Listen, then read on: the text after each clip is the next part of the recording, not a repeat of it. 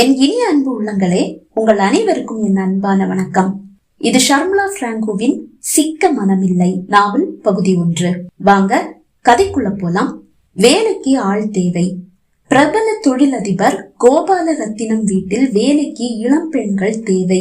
நேர்முக தேர்வு மார்ச் 5ஆம் தேதி ஹோட்டல் கௌதமில் வைத்து காலை சரியாக 10 மணிக்கு ஆரம்பமாகும். அந்த செய்தியை செய்தித்தாளில் வாசித்ததும் யாழினிக்கு ஒரு நம்பிக்கை. டிகிரி முடித்தும் நல்ல ஒரு வேலை அவளுக்கு இன்னும் கிடைக்கவில்லை. குடும்பம் வேறு வறுமையில் வாடுகிறது. அக்கா திருமணத்திற்கு வாங்கிய கடன், அப்பா சிகிச்சைக்கு வாங்கிய கடன் என்று அனைத்தும் வட்டியோடு சேர்ந்து மலையளவு ஆகிவிட்டது. இருக்கும் ஒரே வீட்டின் பத்திரம் பேங்கில் இருக்கிறது. அக்கா திருமணத்திற்கு கடன் வாங்கும் போது இரவு பகல் பாராது உழைத்து கடனை அடைத்து விடலாம் என்று டாக்ஸி டிரைவரான அப்பா சீனிவாசன் நினைத்தார். ஆனால் அந்த விபத்து, பாய்ந்து வந்த லாரி அப்பா டாக்ஸி மீது மோதிவிட்டது. உடனே அப்பா மருத்துவமனையில் சேர்க்கப்பட்டாலும் உயிரை மட்டும்தான் காப்பாற்ற முடிந்தது. இதோ படுக்கையில் கிடக்கிறார். அந்த விபத்து தான் அவர்களது குடும்பத்தை தலைகீழாக புரட்டி போட்டது. அப்பா உறவினர்களிடம்தான் கடன் வாங்கி இருக்கிறார். ஆனால் அப்பாவின் உறவினர்கள் யாரும் பணக்காரர்கள் இல்லை. அப்பாவை போன்றுதான் டாக்ஸி, ஆட்டோ ஓட்டுகிறார்கள். அவர்கள் அவர்களது தேவைக்காக வைத்திருந்த காசை தான் அவள் அக்கா திருமணத்திற்கு அப்பா கேட்டவுடன் தூக்கி கொடுத்திருக்கிறார்கள். இப்போது அப்பாவின் நிலை இப்படி இருக்க அவர்கள் அப்பாவையோ அவளது குடும்பத்தையோ தொல்லை செய்யவில்லை. ஆனாலும் யாழினி, உன்னுடைய படிப்பு முடியட்டும். படிப்பு முடிஞ்சதும் நீ நல்ல ஒரு வேலையில சேர்ந்து எங்க காசை எல்லாம் வட்டியோட திருப்பி கொடுத்துடுமா. எங்களுக்கும் பெண் பிள்ளைங்க இருக்காங்க தெரியும்ல. அவங்க கல்யாணத்துக்கு வச்சிருந்த காசை தான் உன் அக்கா கல்யாணத்துக்கு தூக்கி கொடுத்தோம். வட்டியோட கிடைச்சாதான் எங்களால எங்க பொண்ணுக்கு கல்யாணத்தை நடத்த முடியும் என்று மிகவும் பொறுமையாக தான் கூறினார்கள். காசு கொடுக்கும் போது ஒரு 4-5 மாசம் வட்டியை விட்டு கொடுத்துடுறோம்மா என்று பெருந்தன்மையோடும் கூறி சென்றிருக்கிறார்கள். அவளது படிப்பு முடிந்து 1 மாதம் ஆவதற்குள், என்னம்மா வேலை ஏதாவது கிடைச்சதா, எங்க காசை கொஞ்சம் கொஞ்சமா குடுத்துடுவல்ல என்று ஒவ்வொருவராக கேட்க ஆரம்பித்து விட்டனர். நல்ல வேலை கிடைக்கல, கிடைக்கிற வரைக்கும் எப்படியாவது வட்டி கொடுக்கறேன். இதுவரைக்கும் தர வேண்டிய வட்டி அப்படியே இருக்கட்டும், அசல கொடுக்கும் போது வட்டியையும் சேர்த்து கொடுத்துடுறேன் என்று கூறி சமாளித்தவள் கிடைத்த வேலைக்கெல்லாம் சென்று எப்படியோ மாதம் வட்டியை மட்டும் கட்டுகிறாள். அவளது படிப்பு முடிந்து 3 ஆண்டுகள் ஆகிவிட்டது. ஆனால் இன்றளவும் அவர்களது கடனை அவளால் அடைக்க முடியவில்லை. அப்பா படுக்கையில் வீழ்ந்த பிறகு அம்மா அருகில் இருக்கும் நெசவாலைக்கு வேலைக்கு செல்ல ஆரம்பித்து விட்டார். அவரது ஊதியத்தை வைத்துதான் 2 வேளை கஞ்சியோ கூழோ குடித்து வாழ்ந்து கொண்டிருக்கிறார்கள். திருப்பூரில் இருப்பதால் படிப்பு முடிந்ததும் வேலை கிடைத்து விட்டது. ஆனால் போதிய ஊதியம் தான் இல்லை. என்ன செய்வது? இந்த நிலையில்தான் பெரிய தொழிலதிபர் கோபால ரத்தினத்தின் வீட்டில் வேலை பார்க்க இளம் பெண்களை தேடுகிறார்கள். அவரது அலுவலகத்தில் வேலை என்றால் கை நிறைய ஊதியம் கிடைக்கும். அதில் பாதியாவது வீட்டு வேலைக்கும் கிடைக்கும் அல்லவா?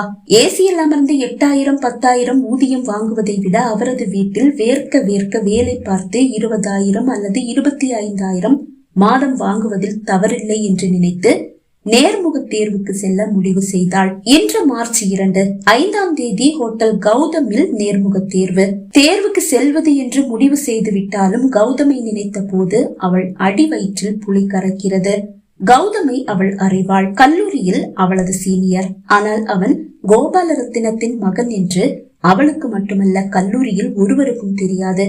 அவள் படித்த கல்லூரி அந்த அளவு புகழ்பெற்ற கல்லூரி ஒன்றும் கிடையாது. சாதாரண நடுத்தர குடும்பத்து மாணவர்கள் மட்டும் படிக்கும் ஒரு சாதாரண கல்லூரி. அதில் மிக பெரிய தொழிலதிபர் கோபால ரத்தினத்தின் 2வது மகன் படிப்பான் என்று யார் நினைப்பார்கள்? கௌதம் கல்லூரி நாட்களில் அவன் வகுப்பில் அவனோடு ஒன்றாக படித்த சின்மயி என்ற ஒரு பெண்ணை காதலித்தான். அந்த பெண்ணோடு யாழினிக்கு ஒரு முறை சிறு மோதல். அந்த பெண் யாழினியை அடிக்க கையை உயர்த்த யாழினி யோசிக்கவே இல்லை.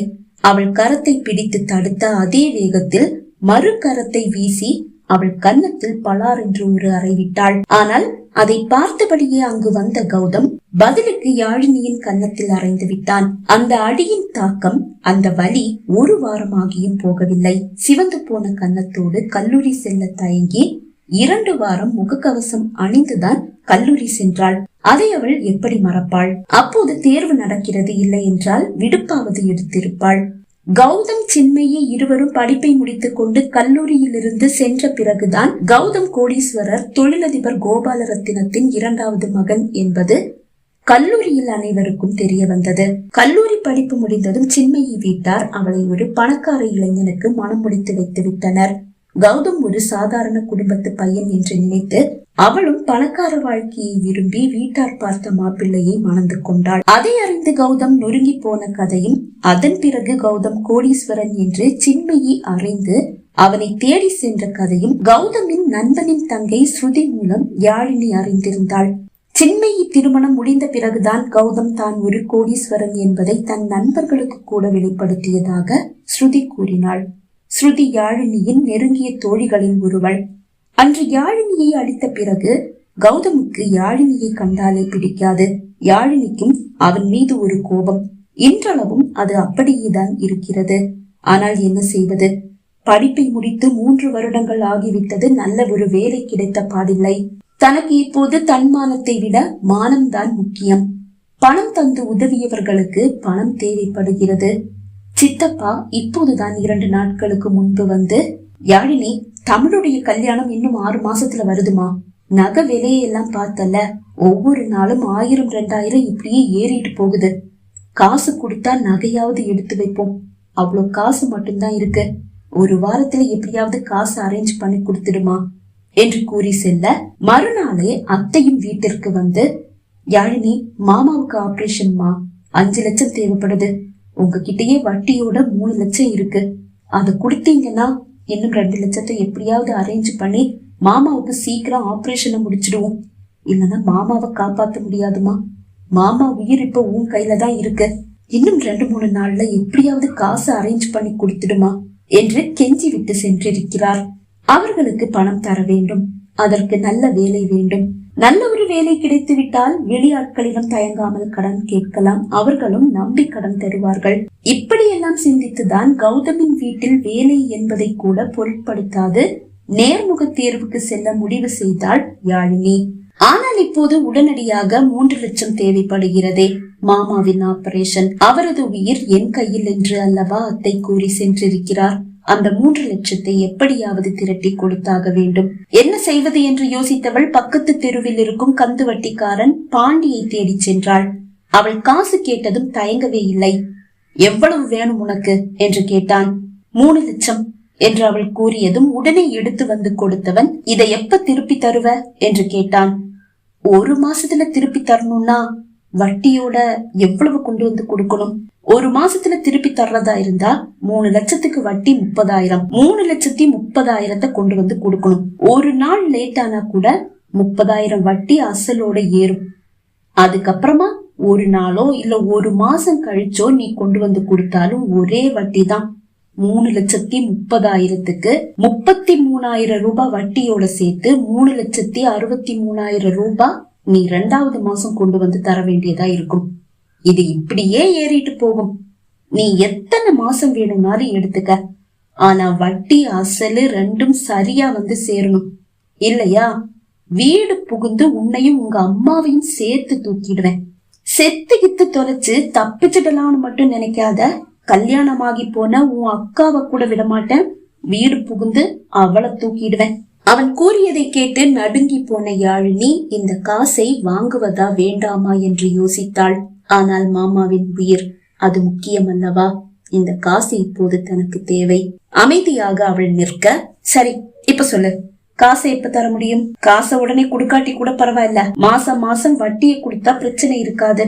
பாண்டி கூற, நான் மாசம் மாசம் வட்டியை கொண்டு வந்து சரியா கொடுத்துடுறேன். காசு கொஞ்சம் லேட் ஆகும், அது பரவாயில்ல, வட்டி சரியா வந்தா போதும். காசை வாங்கி கொண்டு வந்து அத்தைக்கு கொடுத்தவள், அத்தை சித்தப்பா கிட்ட இப்ப இத பத்தி எதுவும் சொல்ல வேண்டாம். உங்களுக்கு காசு கொடுத்துட்டேன்னு சொல்லி தெரிஞ்சா அவர் வருத்தப்படுவாரு. உங்களுக்கு தானே அவசரம். அவருக்கு 1 வாரத்துல கொடுத்தா போதும். அவருக்கு எப்படியாவது காசு அரேஞ்ச் பண்ணி கொடுத்துடுறேன். அது வரைக்கும் இத பத்தி நீங்க எதுவும் சொல்ல வேண்டாம். சரிம்மா, நான் எதையும் சொல்லல என்று அத்தை கூற, அடுத்து சித்தப்பாவுக்கு எப்படி காசை திரட்டுவது என்று யோசித்தபடியே வீட்டிற்கு வந்தாள் யாழினி.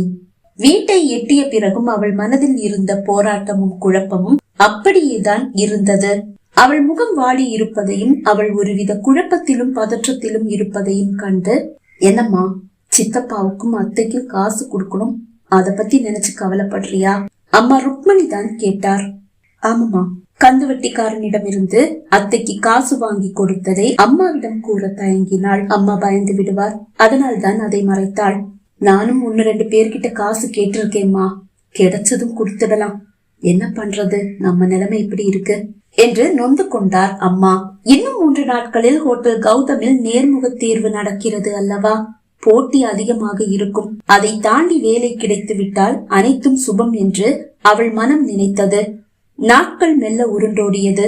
இதோ இன்று நேர்முக தேர்வுக்கு ஹோட்டல் கௌதமை எட்டிவிட்டாள்.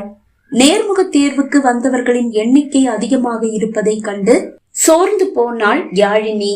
தேர்வுக்கு வந்த அனைவரும் ஒரு ஹாலில் அமர்த்தப்பட்டிருக்க அவளும் அவர்களில் ஒருவளாக வந்து அமர்ந்தாள்.